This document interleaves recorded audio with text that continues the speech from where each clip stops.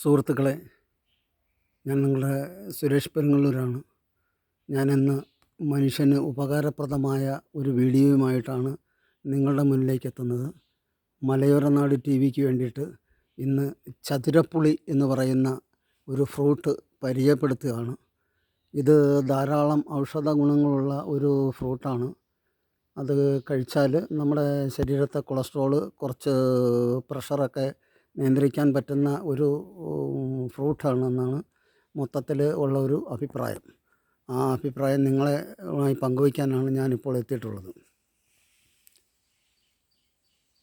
ധാരാളമായി പൂക്കുകയും കായ്ക്കുകയും ചെയ്യുന്ന ഒരു ഇനത്തിൽപ്പെട്ട ഒരു സസ്യമാണ് ചതുരപ്പുളി എന്നറിയപ്പെടുന്ന പുളി. പഴുത്ത് കഴിഞ്ഞാൽ പുളിയോട് കൂടിയ ഒരു ചെറിയ മധുരമുള്ള ഒരു സാധനമാണ് ഇത്.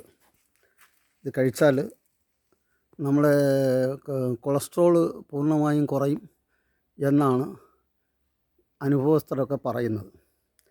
ഇത് ഒരു പിടിക്കാൻ തുടങ്ങിയാൽ ധാരാളമായി കായ്ക്കുകയും എന്നും കായ്കനികളുമായി നിൽക്കുന്ന ഒരു വൃക്ഷമാണ് ചതുരപ്പുളി.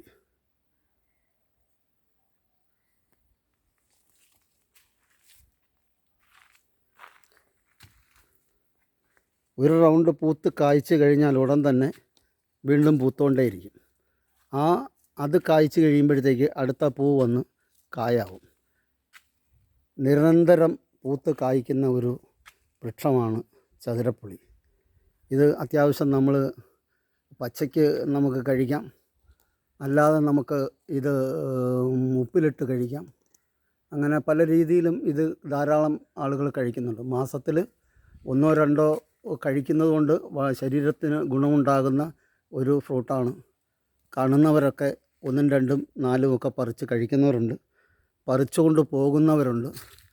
പലരുടെയും വീടുകളിൽ ഇത് നിൽപ്പുണ്ട്, അവരൊക്കെ ഇത് കഴിക്കുന്നവരാണ്.